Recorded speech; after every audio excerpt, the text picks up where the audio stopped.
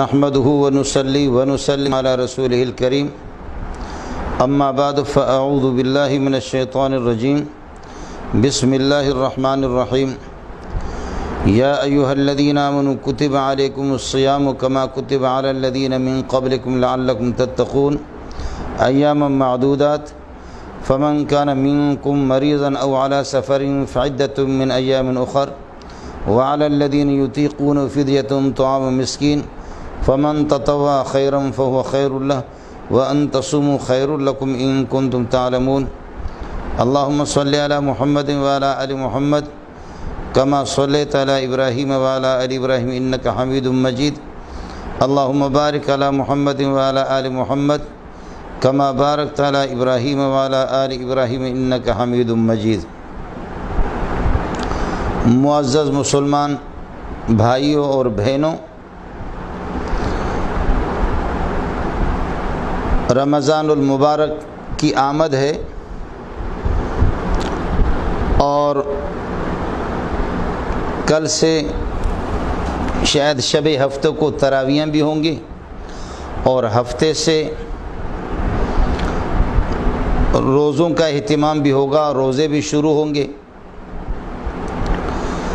رمضان المبارک کا مہینہ اور رمضان کے اعمال، رمضان کے انوار اور برکات، اس کا اندازہ آپ اس سے لگا سکتے ہیں کہ شعبان کے آخری دنوں میں رسول پاک صلی اللہ علیہ وسلم صحابہ کو خوشخبری سناتے اور اطلاع دیتے ہیں، یا ایھا الناس قد اظلکم شہر عظیم مبارک شہر فیہ لیلۃ خیر من الف شہر۔ لوگوں، ایک عظیم اور برکتوں والا مہینہ وہ آپ پر سایہ ڈال رہا ہے اور سایہ افغن ہو رہا ہے، اس کی چھاؤں کی تحت ہمیں آنا ہوگا اور اس کے انوار اور برکات سے استفادہ کرنا ہوگا۔ آپ صلی اللہ علیہ وسلم کا رمضان کے علاوہ سال کے 11 مہینوں کے اندر بھی عبادات، ذکر و اذکار، نمازیں، تلاوت، اس کا اہتمام تو وہ ہے ہی ہے، لیکن رمضان میں آپ صلی اللہ علیہ وسلم نے جس طرح روزوں کا اہتمام کیا ہے اور تلاوت، ذکر و اذکار کا، اس کا اندازہ آپ اس سے لگا سکتے ہیں کہ ہر سال رمضان میں جبریل علیہ السلام کی آمد ہوتی تھی۔ ایک مرتبہ جبریل علیہ السلام پیارے پیغمبر صلی اللہ علیہ وسلم کو قرآن سناتے اور کوئی پارہ سناتا، دوسری مرتبہ رسول پاک صلی اللہ علیہ وسلم آپ کو سناتے۔ جبریل کے ساتھ مل کر کے رمضان میں 2 ختم تو آپ اس طریقہ پر نکالتے جو جبریل کی موجودگی میں۔ اس کے علاوہ تراویح میں اور تہجد میں آپ نے کتنی تلاوت کی ہوگی، یہ چیز منقول نہیں ہے، اللہ ہی کو اس کا علم ہے۔ البتہ شارحین اور محدثین یہ بھی لکھتے ہیں کہ آپ صلی اللہ علیہ وسلم نے کبھی ایک رکعت کے اندر 5 پاروں کی بھی تلاوت فرمائی ہے۔ آخری سال جب رسول پاک صلی اللہ علیہ وسلم کا وصال ہونا تھا، حضرت جبریل علیہ السلام تشریف لائے اور اشارتاً بتا دیا کہ پیارے، یہ آپ کی مبارک زندگی کا آخری سال ہے، اس کے بعد شاید اگلے سال میری اور آپ کی ملاقات نہ ہو، اس لیے اس دفعہ زیادہ توجہ دینی ہے ہمیں۔ آپ صلی اللہ علیہ وسلم نے 2 مرتبہ 2 ختم جبریل کو سنایا ہے اور 2 ختم جبریل علیہ السلام نے آپ کو سنائے، اس کا ذکر تو بخاری میں ہے۔ 4 ختم تو اس طریقے پر ہوا، باقی تراویح میں اور تہجد میں آپ نے کتنے ختم کی ہے، یہ چیز منقول نہیں ہے۔ اب یہ کہہ دینا کہ ثبوت اس کا نہیں ہے، یہ تو وہ لوگ جو علم سے فارغ ہوں وہ اس قسم کی باتیں کریں، منقول نہیں ہے یہ چیز۔ امت مسلمہ سے، مسلمان بہنوں سے اور بھائیوں سے میری گزارش ہوگی کہ کعب بن عجرہ کی روایت ہے کہ رسول پاک صلی اللہ علیہ وسلم نے فرمایا، جس کے والدین بوڑھے ہوں اور وہ والدین کی خدمت کر کے ان کو راضی نہ کرے اور اپنے گناہوں کی اور اپنی نغزشوں کی مغفرت نہ کرائے، اللہ کو راضی نہ کرے والدین کی خدمت کر کے، وہ آدمی تباہ اور برباد ہو۔ جبریل بتا رہے، رسول پاک صلی اللہ علیہ وسلم اس پر آمین فرما رہے ہیں۔ اور دوسرا وہ شخص کہ آپ صلی اللہ علیہ وسلم کا ذکر مبارک اس کے سامنے ہو اور وہ اتنا بخل سے کام لے کہ آپ کو درود نہ بھیجے، اس کی بھی تباہی ہو۔ جبریل بد دعا دے رہے ہیں اللہ کی طرف سے اور پیارے پیغمبر صلی اللہ علیہ وسلم اس پر آمین فرما رہے ہیں۔ تیسرا وہ شخص کہ رمضان المبارک کا مہینہ آ جائے اور حاضر ہو اور وہ شخص روزوں کی اور تلاوت اور ذکر و اذکار اور استغفار کا اہتمام نہ کرے، اپنے پروردگار کو راضی نہ کرے، اپنے گناہوں کی بخشش نہ کروائے، یہ بندہ تباہ ہو۔ اس پر بھی پیارے پیغمبر صلی اللہ علیہ وسلم آمین فرما رہے ہیں۔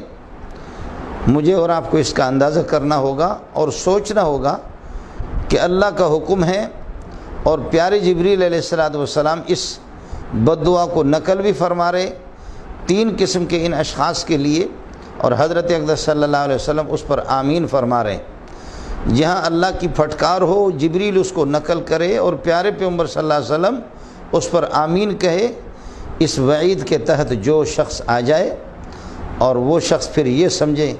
کہ میری مغفرت ہوگی، میں بچ جاؤں گا اللہ کے قہر سے، اللہ کے غضب سے، شاید یہ ہے کہ جب تک وہ توبہ نہ کرے تو رمضان کو اس طرح نظر انداز کرے، رمضان کی کوئی اہمیت اس کے سامنے نہ ہو، شاید یہ ہے کہ وہ راندے درگاہ ہو اور توبہ کی توفیق بھی اس کو نہ ملے۔ اس طرح گناہ کرتے کرتے رمضان میں خاص طور پر جو اللہ کو للکار رہا ہے اور اس فریضہ کو للکار رہا ہے، یقیناً وہ اللہ کا ایک بہت بڑا باغی ہے۔ اس لیے ہم انسان ہو کر کے بحیثیت انسان اور مخلوق ہو کر کے خالق کا مقابلہ اور اللہ کے احکام کو نظر انداز کرنا، للکارنا ہمارے لیے بہت ہی مشکل ہوگا۔ بہنوں سے اور بھائیوں سے گزارش ہے، جتنا بھی زیادہ سے زیادہ ہو سکے رمضان میں روزوں کا، تلاوت کا، ذکر و اذکار کا، استغفار کا اور صدقے کا، اس کا زیادہ سے زیادہ اہتمام کرے۔ اپنے قرب و جوار کے جو آپ کے ہمسایہ ہے، جو آپ کے عزیز ہے، بعض ان میں سے برسر روزگار نہیں ہے، محتاج ہے، ان کو افطار کرانا۔ آپ اگر ان کو افطار کرائیں گے، جو روزے دار کو افطار کراتا ہے تو جتنا روزے دار کو ثواب ملتا ہے اتنا ہی ثواب اس افطار کرانے والے کو بھی ملے گا، چاہے وہ اگر یہ ہے کہ اعلیٰ قسم کے کھانا کی گنجائش نہیں رکھتا، اعلیٰ قسم کی چیزیں اس کو کھلا نہیں سکتا، اور دودھ کا ایک گھونٹ اور پانی پر اگر افطار کراتا ہے، کھجور کے دانوں پر افطار کراتا ہے، اللہ پاک اس کو بھی جتنا وہ روزے دار کو ثواب ملتا ہے اتنا ہی ثواب اس بندے کو بھی ملے گا۔ اور حدیث میں یہ ہے کہ ہر ایک کا ثواب مستقل ہوگا، روزے دار کا اور افطار کرانے والے کا، دونوں میں سے کسی کی ثواب میں اور اجر میں کسی قسم کی کوئی کمی ہوگی بھی نہیں۔ اللہ پاک نے اس مہینے کو خصوصیت کے ساتھ اپنی طرف نسبت کر کے حدیث میں جیسے فرمایا، الصوم لی وانا اجزی بہ، وفی روایت الصوم لی وانا اجزا بہ، روزہ خالص میرا ہی ہے اور جو روزہ رکھتا ہے اس کا بدلہ میں اللہ خود ہی دیتا ہوں، باقی اعمال کو فرشتے لکھ ہی لیتے ہیں۔ روزے کو اپنی طرف، حالانکہ ذکر و اذکار، تلاوت، زکوٰۃ ہے، حج ہے اور دیگر اعمال ہیں، وہ سارے عبادات تو اللہ ہی کے لیے ادا کی جاتی، لیکن رمضان کے روزوں کا اور روزے کی اور رمضان کے مہینے کی اہمیت کو ظاہر کرنے کے لیے اللہ پاک نے خصوصی طور پر اس کی نسبت یہ ہے کہ اپنی طرف کی ہے۔ اور ساتھ ساتھ یہ بھی رہے، میری گزارش ہوگی کہ ہماری آمدنی کے اندر بھی کچھ ظاہر کہ حرام کی آمیزش تو ہوتی ہے، اللہ تعالیٰ سب کی حفاظت فرمائے۔ اگر آمدنی حرام کی ہے اور صبح سے لے کر کے شام تک آدمی بھوکا پیاسا روزہ بھی رکھتا ہے، افطار حرام مال سے اور سحری کا کھانا بھی حرام مال سے، تو یقیناً فَأَنَّا يُسْتَجَابُ لَهُ، اس کی دعائیں کس طرح قبول ہو جائیں گے، رمضان میں اس کی مغفرت کس طریقے پر ہوگی۔ اس وجہ سے میری گزارش یہ ہے کہ کوشش کر لیں کسی نہ کسی طریقے سے کہ اس رمضان کے مہینے کے لیے کم از کم حلال کمائی ہمارے پاس ہو، جس میں افطار کرنا اور اس حلال کمائی سے اپنے بچوں کو افطار کرانا اور سحری کا کھانا رمضان میں تو کم از کم اس کا اہتمام ہو، کوشش کر لیں تو یہ کوئی مشکل نہیں ہے۔ اور اس لیے کہ بھوک اور پیاس کی تکلیف برداشت بھی کر رہے ہیں اور ساتھ ساتھ پھر یہ ہے کہ ثواب بھی نہ ملے، تو پھر یہ ہے کہ ظاہر ہے کہ اس سے بڑی محرومی اور اس سے بڑی بدبختی کائنات کے اندر انسان کے حق میں کوئی اور متصور نہیں ہے۔ اور ساتھ ساتھ اس کا بھی اہتمام گزارش ہوگی کہ غیبت اور گالی گلوچ اسی طریقہ پر یہ ہے کہ فضول اور لایانی قسم کے مباحث میں، فضول لایانی قسم کی باتوں میں اپنے وقت کو ضائع کرنا اور پروردگار کی طرف متوجہ نہ ہونا، یہ بھی بہت بڑی بدبختی ہے۔ غیبت سے زیادہ اور اس طرح بہتان تراشی سے، الزام تراشی سے، فضول لایانی قسم کے گپ شپ سے اس سے اجتناب کرے۔ من لم یدع قول الزور والعمل به فلیس للہ حاجۃ ان یدع فی ان یدع، ایک روایت میں ان یدع طعامہ و شرابہ، جو آدمی جھوٹی بات اور جھوٹی باتوں پر عمل کرنا اس کو ترک نہ کر دے، اللہ کو کوئی ضرورت نہیں ہے، وہ اپنا کھانا پینا ترک کر کے اپنے آپ کو بھوکا اور پیاسا رکھتا ہے، اس کی ضرورت کیا ہے؟ اس وجہ سے مشکل نہیں ہے، غیبت سے بھی آسانی سے اجتناب کر سکتے ہیں، الزام تراشیوں سے آسانی سے اجتناب کر سکتے ہیں، بچ سکتے ہیں۔ کوشش ہونی چاہیے اللہ آپ کا حامی ہو۔ اور جن وباؤں کے اندر اس وقت امت مسلمہ اور جس قسم کے مشکل مراحل میں یہ امت پھنسی ہوئی ہے، گزارش ہوگی کہ مائیں، بہنیں، بیٹیاں، بوڑھے جو مستجاب الدعوات ہوں اور نوجوان اور ہر قسم کا بندہ ہم میں سے اللہ کی طرف متوجہ ہو کہ امت کہاں یہ ہے کہ کس عذاب میں یہ ہے کہ پھنسی ہوئی ہے۔ اس سے بڑا عذاب ہمارے لیے کیا ہوگا کہ حرمین شریفین بھی بند ہے، حرمین شریفین میں بھی نمازوں کا اہتمام نہ ہو، حرمین شریفین میں بھی اب تراویح کی بھی اجازت نہیں، اور اگر وہ ہے تو گھٹا کر کے غیروں کے اشاروں کے مطابق اس کو یہ ہے کہ 10 کر دینا۔ یہ بہت امت کے لیے ایک بہت بڑا مسئلہ ہے، المیہ ہے۔ ہمارے سابقہ یہ ہے کہ امتیں ہم سے پہلے جو نسلیں گزر چکی ہے، شاید انہوں نے اس قسم کا خطرناک مرحلہ نہ دیکھا ہو اور اس قسم کی یہ ہے کہ حالات کا انہوں نے مشاہدہ نہ کیا ہو۔ یہ ہماری پتہ نہیں کیا بدبختی ہے، کس طرح ہم امتحانوں سے دوچار ہو رہے اور آزمائے جا رہے۔ ربنا ولا تحملنا ما لا طاقت لنا به واعف عنا۔ جب مسجد حرام بھی بند ہو، مسجد حرام کے اندر بھی اب وہ عبادت اور ذکر و اذکار اور تلاوت اور تراویحوں کا اہتمام نہ ہو، مسجد نبوی میں بھی نہ ہو، اور وہ دسترخوان حاجیوں کے لیے بھی نہ لگیں، اور وہ سخاوت عربوں کی وہ بھی بند ہو۔ اللہ ہی اس امت کے حالت زار پر رحم فرمائے۔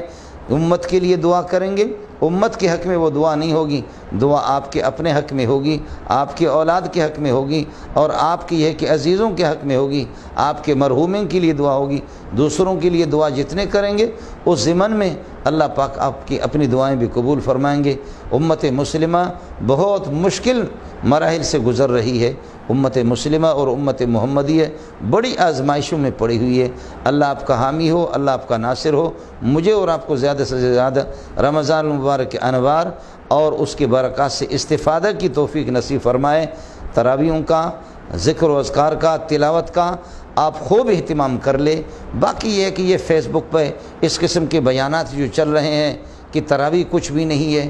اللہ جانتا ہے کہ یہ علماء بھی نہیں ہے، بس یہ کچھ کرایہ کے لوگ ہوتے ہیں حکومت کے، یہ حکومتوں کی ذمہ داری ہے۔ کاش کہ اس قسم کی سنتوں کو للکارنا، احکام شرعیہ کو للکارنا، یہ